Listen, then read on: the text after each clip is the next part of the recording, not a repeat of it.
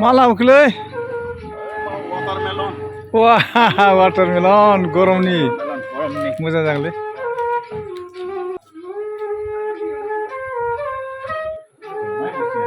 बढ़िया बढ़िया वेलकाम केरकेटारि बाबू मा थफ्ला मा लाबोदों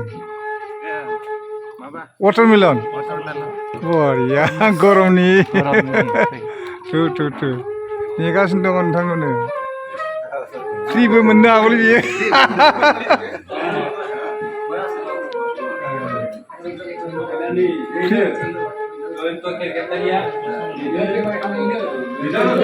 नै बिथांनियावनो बैसागो जाहैदोंमोन केरकेटारि बाबू जयन्त केरकेटारि CSD नि कपारेटिभ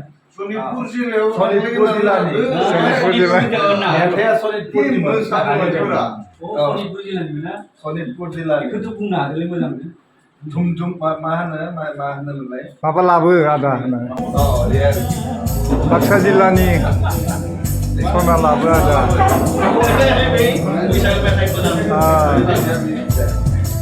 बढ़िया चार सेंग्रा जोहोलाव केरकेटारि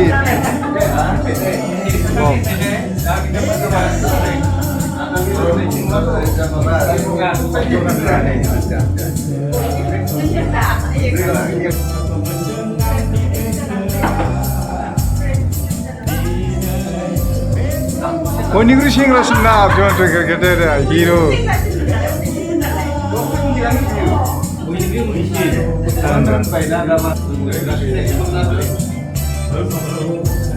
बे समाव जोङो सिगाङाव सफैनाय बिथांमोन मानगोनां बिथांमोनखौथ' जों सिनायथि होखाबाय दा जोङो आङो सिनायथि होनोसै बिथां जयन्त केरकेटारि कपारेटिभ ससाइटिनि बिथाङा CSD क'क्राझार आरो बिथांजों सासे फैफानो हादों नोंथाङा सिनायथिखौ एसे होना আপনার পরিচয়টা দিব जहरुल इस्लाम আপনার हावली बिजनी अच्छा ठीक है बढ़िया ভাল লাগিল बढ़िया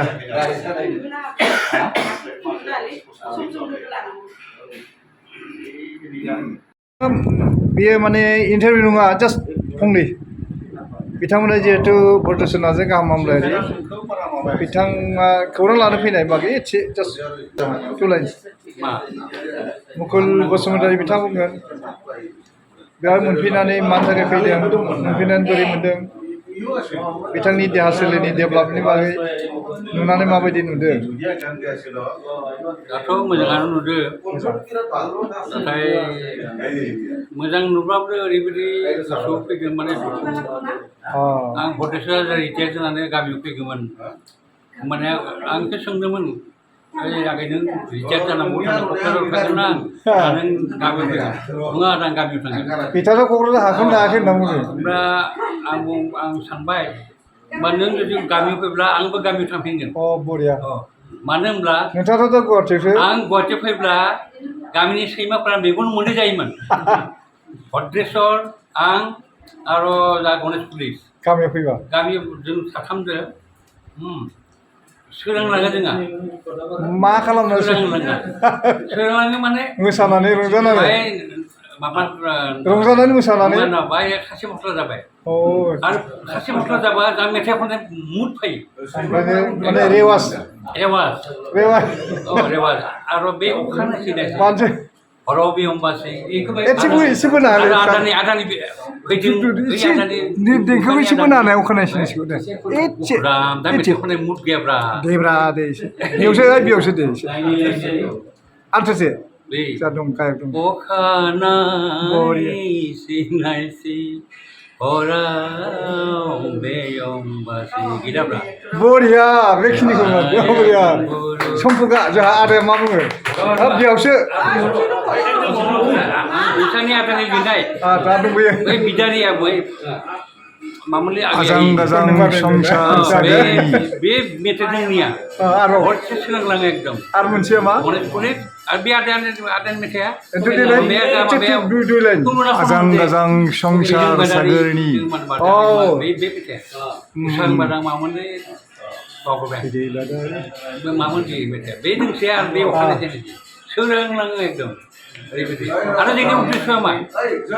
जों फैयो गामिखौ खौसे लाखिनो थाखाय उद्देश्यआ जाबाय जोंनिया गामिखौ खौसे लाखिनो थाखाय जोंजों आरो बैखौबो रावनि गोसोआव एना एनि गैया एना एनि गैया बेबायदि बैखौबो ओइ आदा ओइ मा होनोलै हर गेजेराव सोरांसि समाव ओइ बाजै मा खालामदोंलै ओरैबायदि एकदम माथो होदों एकदम बेनिफ्राय भद्रेश्वर थांबाय क'क्राझार आं थांबाय एसे लाइनखौ दा लास्टआव खन होगोन दै आं गोसोखांनि मेथाइखौ गोसोखांनि आं गोसोखांगोन जा एसेयावनो जा मेथाइ लिरगिरि सासे दंमोनना बेयावसो माबा मा बेयावसो होनलायदो जा सम्भब दा जोंहा बुंनाय बायदिनो हर गेजेराव आंखौ बुजायोमोन हरावनो हर गेजेराव जोङो गामियाव सोंलोंजोबो इसोर फैबा ओरैबायदि सादु बायदिसो मोनो सादु बायदिसो मोनो दाथ' बिथाङा सादुआनो बिथाङा सिगाङाव एसे माबायोमोन नामा खासि मस्ला जायोमोन नामा बिथाङा आंबो जा एखेमोन आंखौ गारा बिसोर हर गेजेर माइथिंना फोथारना लायो बरिया ओरैबायदि आंनि गानफोरखौ एदावगोन आं लिरनाय गानफोरखौ भद्रेश्वर नार्जारि नोंथां लिरनाय मेथाइखौ रोजाबनो हायो एदावो थिग बेबायदि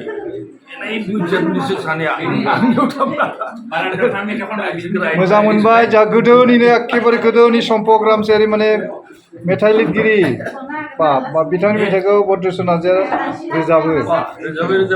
दिनै मानो गोसोखाङा जानो दिनै बे समाव नुजाफैनो आरो जोबोद गोजोननाय मोनदों आरो आं सासे सारखौ आङो फंनैसो बुंजानो लुबैगोन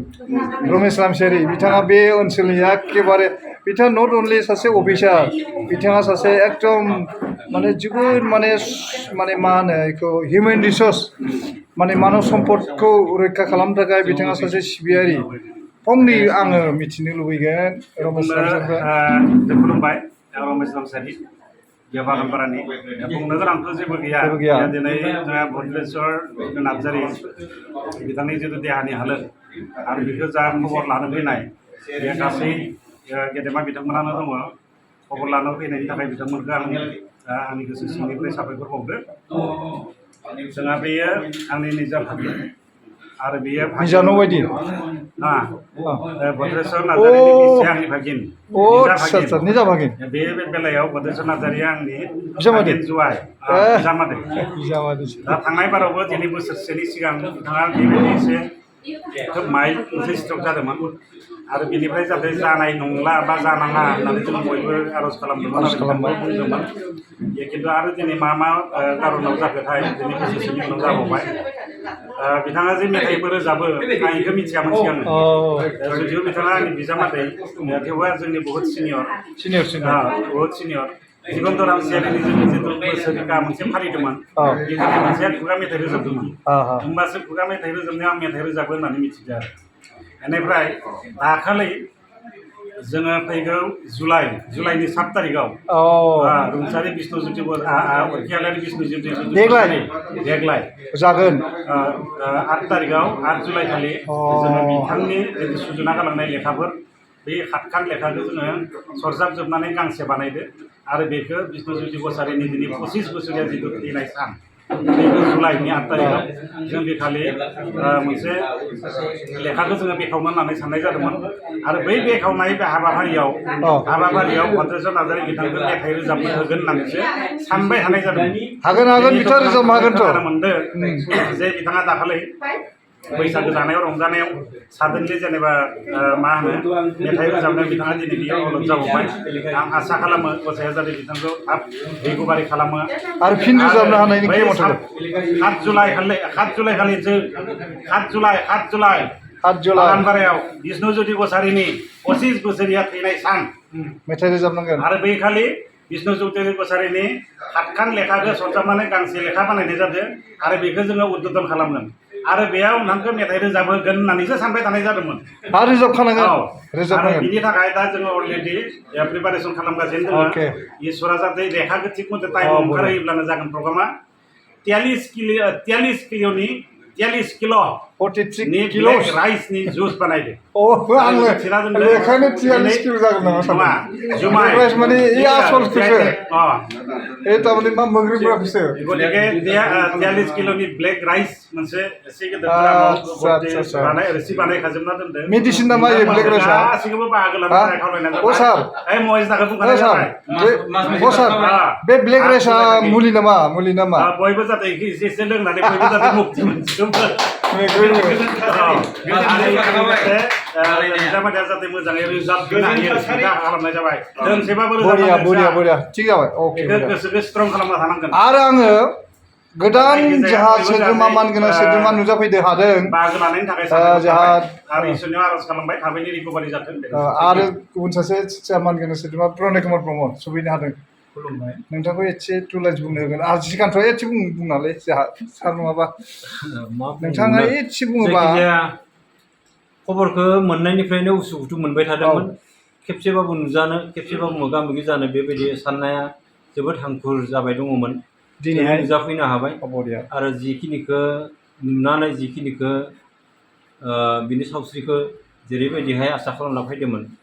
बेनिख्रुइ बांसिन मोजां हालोदाव नुनानै जोबोद गोजोननाय मोनबाय आं बेखौनो फोरमायबाय आंनि गोसो बरिया जोंहा प्रनय बाबुआ प्रनय कुमार ब्रह्म बिथां बुंगोन फंनैसो बिथाङा जे ओरैबायदि जाना दं आङो मिडियाखौनो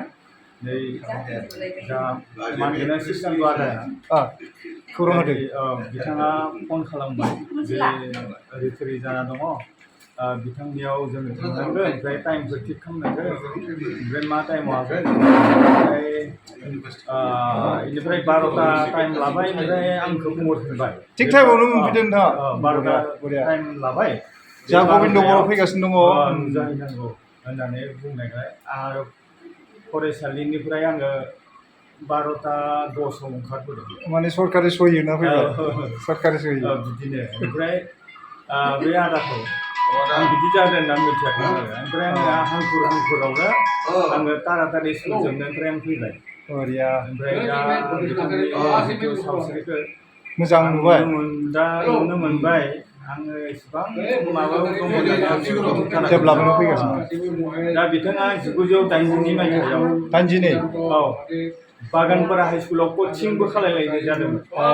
फोरोंग्रा नङा बे माबानि 82 मायथाइयाव नङामोन होनबा आच्छा बे 82 मायथाइयाव जयैनो हाइ स्कुलाव कचिं खालामदोंमोन आं जुनियर बै समनिफ्रायनो जोङो गले लोगो मोनखादों एकदम प्रनय कुमार ब्रह्म बिथाङाबो जोबोद एक्टिभ ससियेल वर्कार सासे बुंनो नांला गोबां बिथांनि बिहोमाखौ जोङो नुनो मोनो आरो बे समाव जों गोबां दङब्लाबो गासैखौबो बुंनो होथ'ला जोंहा दङ जोङो मिथिगोन बा जोङो बुंनो होगोन बयनिबो सिबिजाथाव आरो गेदेर माने जोंनि अनजालु आरो आं गुमै जायो अबयसे बयबो आदा होनना बुङो खिन्थु आं गुमै जायो दुलाराय आदा थानेश्वर बर' भद्र नार्जारि फंबाया आं मिथिनो मोननायाव आंनि जिउनि स्टार्टिं आरम्भनिफ्राय जिखिनि जाथिनि खामानि मावबोदों मावै दा बिटिसि सरकारनि सासे साংঘातिक मोनसे बिबानाव जोङो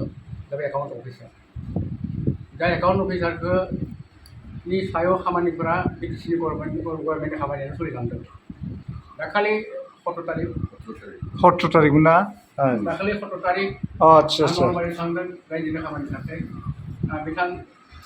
सिटि गभर्नमेन्टनि सिनियर फाइनेन्स एडभाइजार बसुमतारी लोगोसे भद्र नार्जारि जों बरमायाव मोनसे माबा साहा लोंनानै साहा लोंलायदोंमोन बिथांमोना सानैखौ साहायाव बबेखिनियाव लोङो नोंथांमोना बलेन्देवरी कमप्लेक्सनि बलेन्देवरी कमप्लेक्सनि खोला साहा दखानाव अफिस साइडआव साहा लोंदोंमोन बेयो दङनायाबो सम लोङो थेवबानो बिखालि लोंखानाय बिथांमोना खांबाय जों गय थांसै अरला थांसै सरि अरला थांसै आरो ओरैबा थांसै आं नलबार थांसै बेबायदिहाय थांनायनि उनाव खोनाबाय मिथिबाय जे आंनो राव खोन्थाहराखै बे प्रदीप सैनियानो खोन्थाहरबाय सार जोंनि दमदमान नोंथाङा भद्र नार्जारि बाथ्राखौ खोनाखाय माने आं खोनादों माने अरला थांदों बिसोरो डिउटियाव नुवा थायो थांबाय माबायावसो बै नेमकियानोसो हस्पिटालाव खालि बयनाबो खोन्थाहराखै आंनो नङा जयन्त सेक्रेटारि दं बिसोर दायखौ मावदों माने बिसोरो माबा मावनानै दा दिनै इसोरनि अननाय इसोरनि अननाय दा जिखिनिखौ मोनबाय जोङो बिथाङा जातिनि खामानि मावनो लागा दंबावो आरो अरायबो जातिजों थाबो थाखासिगोन जातिनि थाखायनो खामानि मावसिगोन आरो जिउनि लामायाव जिखिनि खामानि मावो जों बावनो हाया बर' हारि बिथाङा साफा साफा जोंनि हारिनि थाखाय माने मावबोनाय सासे माने दैदेनगिरि सालायगिरि सामलायगिरि आरो अफिसनि खामानियाव बिटिसि गभर्नमेन्टनि खामानियाव निस्वार्थभावे खामानि मावनानै दिनै बिटिसि गभर्नमेन्टनि अफिसनि खामानिखौ मावनानै दं जोंनि थाखाय रेहि आरो बिथांनि नाथाय बिथांनि बेमारा बेरामा थाबायनो दाजाथों आफा बोराइ बाथौनि खाथियाव बोराइ बाथौनि सेराव बोराइ बाथौनि खाथियाव आर'ज गाबदों आरो गासैबो दिनै गोरों गोरा रायजोफ्रा बेयाव गाबदों बिथांनि बे समस्याखौ थाबैनो जाफुंगोन जोंनि थाखाय मोनसे मोजां खबर आरो आफा बोराइ बाथौआ थाबैनो बरिया आरो रायजोनि खामानि मावनानै जों जाहाथे सालायफिननो हागौ इयुनाव हाजार बर' जाथिया बहुद थांनो लागा दङ मावनो लागा दङ आरो बर' मानसिफ्रा बर' जाथिया जथेस्थ' खामानि मावनो लागा दङ बहुद गोलाव इनकामखौ लागा दङ माने बर' हेल्थ फाउन्डेसन बायद'खौ हाजार हाजार बरिया मानो होनना बुङोब्ला जाथिया संग्रामि जाथि बे बर' हारिया संग्रामि जाथि बे बर' हारिया स्ल'गान होबोदों आंग्रे स्ल'गान होबोदों आरो बिनि मादाव भद्रेस नार्जारि सासे नो डिमान्ड नो रेस्ट नो डिमान्ड नो रेस्ट बे स्ल'गानखौनो दुनियाव थाखाखौनो नो डिमान्ड नो रेस्ट दिनैनि दैदेनगिरिनि बादै नो पावार नो रेस्ट गैयाब्रा जोंनिया नो डिमान्ड नो रेस्ट नाथाय दानि दैदेनगिरिफोरा नो डिमान्ड नो रेस्ट गैया दानिया नो पावार नो रेस्ट बेसोरबो सोलिबायब्रा सानना लादों ঠিক আছে বঢ়িয়া बेखौथ' एसे बुंगोन नोंथांनि जिहेथु जोंहा केरकेटारि जयन्त केरकेटारि हावलि बेन्डनि बारिनि बिथाङा CHD क'अपारेटिभ ससाइटिनि फंबायनि गतिके बिथांनि न'आवनि जिहेतु बैखालि बिथाङा फंनैसो बिथांनिफ्राय फंनैल' खुलुमबाय दिनै बेहाय भद्रेश्वर नार्जारि आदानि न'आव जोंहा बे ओनसोलनि गुनि गियानि गेदेर गोलाव गेदेरमाफोर जाफैदों गासैबो जोंल' लोगोसे आंबो थांबाय खिन्थु